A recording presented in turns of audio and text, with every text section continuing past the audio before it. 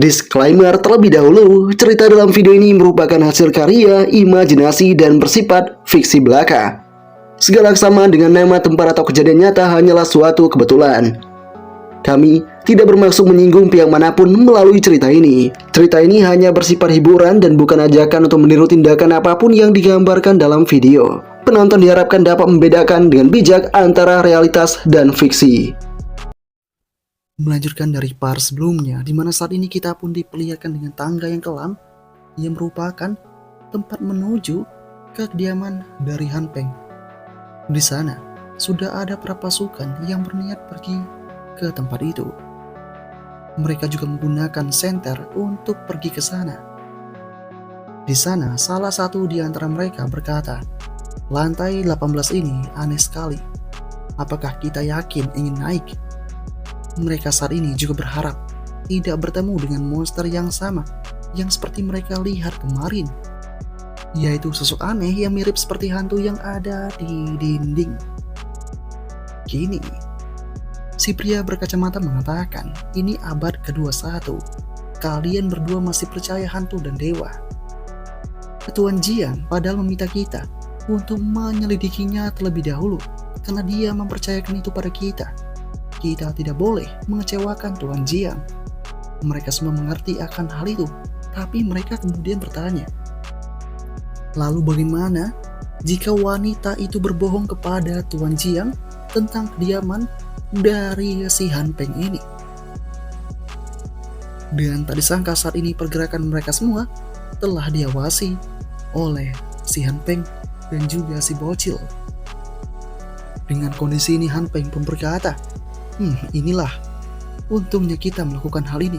Kita sudah menyiapkan pengawasan terlebih dahulu di area sekitar kediaman." Kemudian Han Peng juga berkata, "Aktifkan rencana kedua.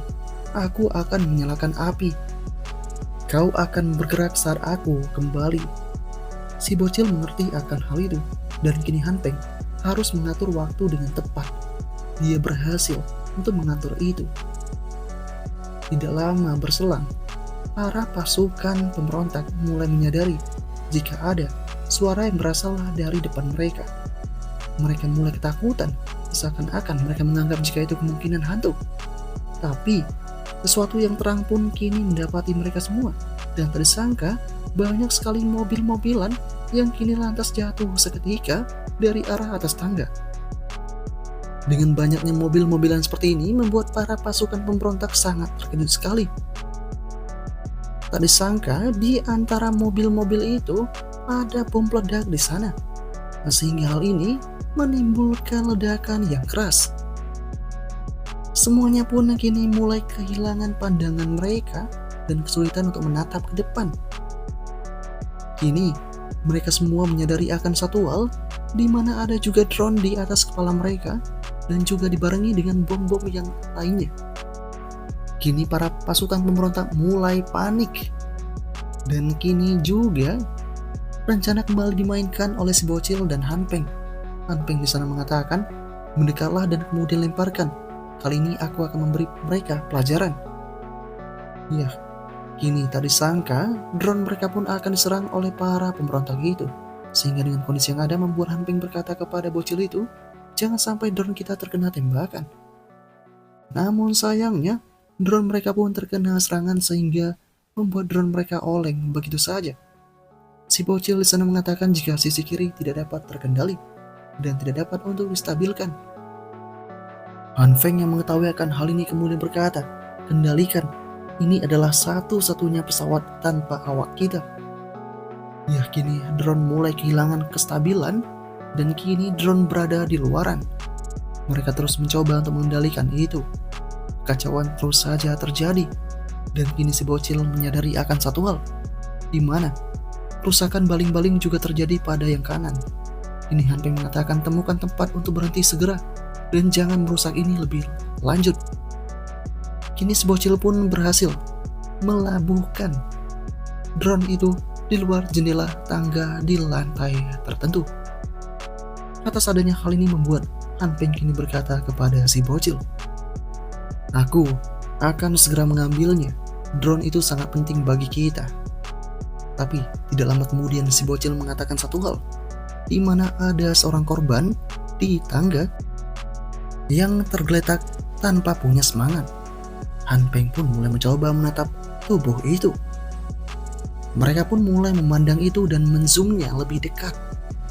Ketika berhasil memperbesar itu, mereka pun menyadari jika ini merupakan saudara Li. Han Peng pun mengenali akan sosok pria ini.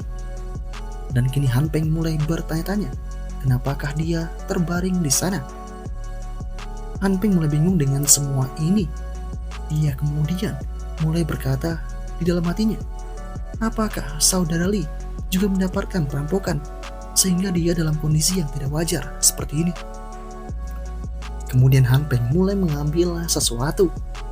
Dia kemudian juga berkata kepada si bocil, aku akan segera kembali. Aku punya kuncinya, jangan buka pintunya. Tolong dengarkan aku untuk kali ini. Kau juga harus terus waspada meskipun kau berada di dalam rumah. Saat kemudian tiba-tiba si bocil mengatakan sesuatu kepada Han Peng, bawalah ini bersamamu. Ini merupakan kontak supaya kita tetap berhubungan. Han Peng mengerti dan memahami akan hal ini. Han Peng pun bergegas mengambil itu karena Han Peng tahu alat komunikasi sangat berguna sekali. Di tengah kondisi yang ada ini juga, Han Peng juga telah menyiapkan sebuah pistol yang akan dia gunakan.